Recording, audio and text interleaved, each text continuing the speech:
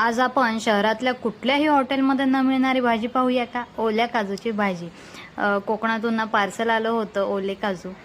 छान असे मध्ये कट करून घ्यायचे आहेत आणि टूथपिकच्या साह्याने काजू काढायचे आहेत. त्याची सालसुद्धा काढून घ्यायची आहे. आता थोडंसं चीक असतं ओल्या काजूमध्ये, ते आपण पाण्यामध्ये थोडेसे उकळून घेऊया. अगदीच 1 मिनटं. छान साल काढून घ्यायची आणि पूर्णपणे साल निघत नाही, त्यासाठी गरम पाण्यामध्ये 2 मिनटं काजू ठेवायचे आहेत. अगदी शिजवून घ्यायचे नाही आहे, थोडंसं पाणी गरम करून घ्यायचं आहे फक्त. आणि आपोआपच काजूचं चीक आणि साल उरलेली असते ती निघून जाते. साल किंवा चीक राहिली तर घशाला खवखव जाणवते.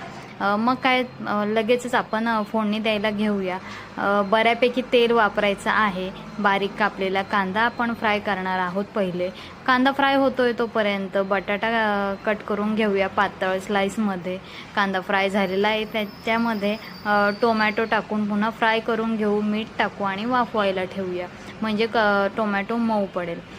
टोमॅटो मऊ झाल्यानंतर ना छान तेल सुटलेलं आहे. त्याच्यामध्ये सगळे मसाले टाकणार आहोत. मिरची पावडर, हळद, गरम मसाला, धना पावडर, ह्या सगळ्या गोष्टी छान तेलामध्ये फ्राय करून घ्यायच्या आहेत.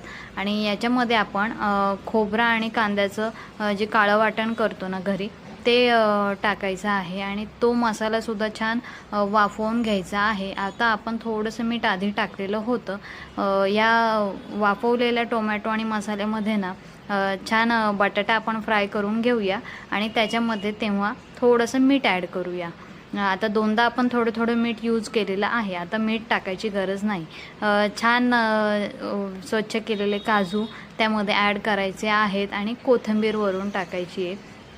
छान या सगळ्या गोष्टी व्यवस्थित मिक्स करायच्या आहेत. आता ओले काजू थोडेसे असतात नाजूक, त्याच्यामुळे जास्त पण फ्राय करायचे नाही आहेत, म्हणजे जास्त पण त्याला तुटतील अशा प्रकारे मिक्स करायचं नाही. अगदी नाजूक प्रकारे मिक्स करायचं आहे आणि छान वाफवून द्यायचं आहे. आता इथे भाजी अगदीच 2-3 मिनटात तयार झालेली आहे.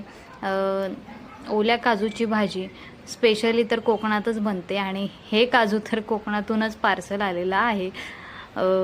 कशी वाटते रेसिपी? आता तुम्हाला जर ओले काजू मिळाले तर नक्कीच अशी रेसिपी ट्राय करा आणि ही रेसिपी कशी वाटली कमेंटमध्ये नक्की कळवा.